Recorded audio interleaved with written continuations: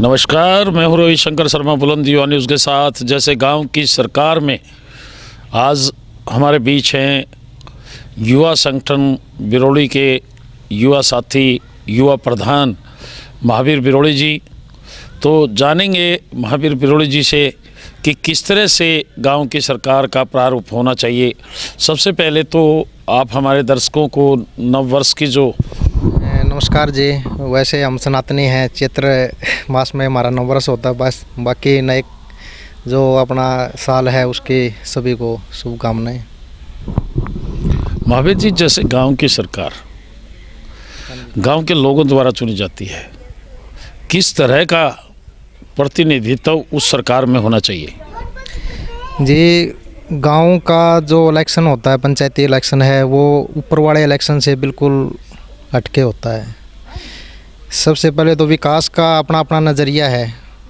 कुछ मतलब पक्की सड़कें कराना, पक्के मकान होना है, एक तो ये विकास होता है। एक विकास होता है भाईचारे का। तो हमारे लिए जो है वो भाईचारे का विकास सबसे इम्पोर्टेंट है। तो ऐसे अच्छी सोच और युवा के आने चाहिए, वो साथ में अपने भाईचारा बना के और प्रयास किया जाए भी। सर्व समिति जो है एक बढ़िया विकल्प है, क्योंकि पंचायती चुनाव में जो मनमुटाव होते हैं वो पूरी योजना आपस में उलझनबाजियों में चले, कहीं ना कहीं वो विकास में बाधाएं रहती हैं।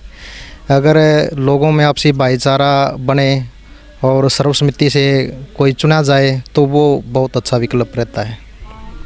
महावीर जी, जैसे कि पिछले पंचायत की बात करें, सरकार ने पढ़ी लिखी पंचायतें बनाई, युवा भी आगे आए हैं, तो उसको कितना प्रयोग मानते हैं इसका?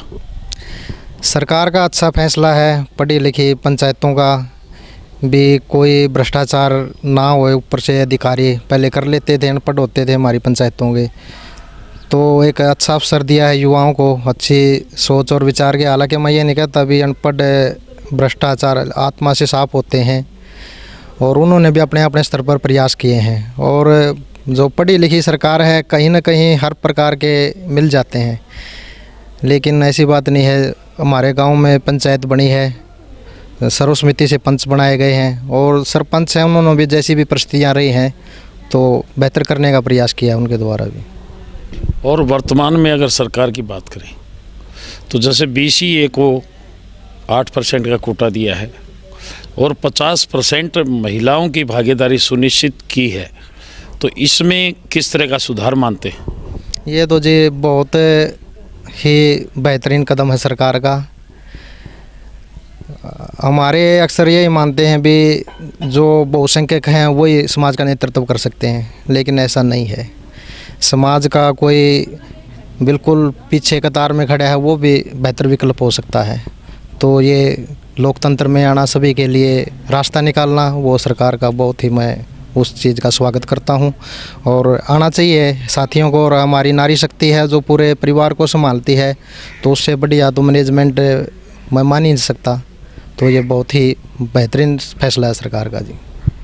और एक और बात करेंगे, जैसे छोटे चुनाव, गांव की सरकार के चुनाव होते हैं, इन चुनाव में भाई भतीजावाद, पक्षपात और अनेकों ओछे हथकंडे अपनाकर ये चुनाव लड़े जाते हैं, तो किस तरह का चुनाव होना चाहिए? ये बहुत बढ़िया है जी आपका क्वेश्चन है। और पंचायती इलेक्शनों में जो होता है ये बहुत ज़्यादा विकास में बाधाएं हैं, ये चीज़ें हैं। और आजकल तो एक प्रचलन और हो गया भी, पार्टी के वोटर को देखते हैं, उसको काम को नहीं देखते, व्यक्तित्व को नहीं देखते। अगर वो उसकी पार्टी को, उसके नेता को सपोर्ट करता है, भले ही वो कैसा भी हो, तो लोग उसकी तरफ दौड़ेंगे। हालांकि आदमी की पहचान उसका व्यक्तित्व, उसका स्वभाव, उसका कार्य होना चाहिए। कोई पार्टी, उसकी जाति और उसका वो नहीं होना चाहिए।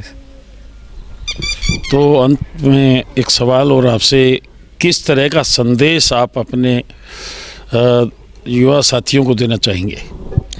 देखो, मैं सभी युवा साथियों को यही कहना चाहूँगा भी, जो अच्छी सोच और विचार वाले हैं, समाज में सुधार चाहते हैं, उनको राजनीतिक तौर पे मैदान में आना चाहिए।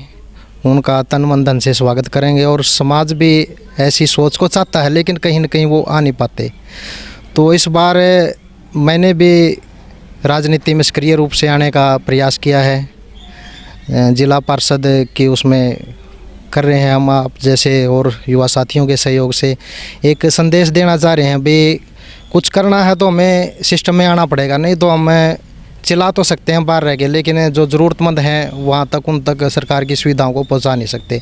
हमने देखा है, प्रयास किया है अभी बेहतरीन जो ज़रूरतमंद हैं सरकार की योजनाएं उन तक पहुँचें, लेकिन कहीं ना कहीं किसी कारणवश वो पूरे इच्छा भाव के साथ प्रत्याशी काम नहीं कर पाते। तो ऐसे युवा साथी जो मन से दिल से समाज का भला चाहते हैं तो उनको राजनीति के रूप में सक्रिय रूप से आना चाहिए।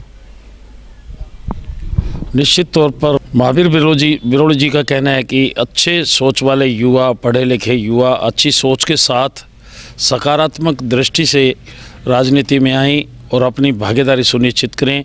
और महावीर जी जैसे कि एक अच्छे पहचान युवा में रखते हैं, एक युवा समाज सेवी के रूप में इनकी पहचान है।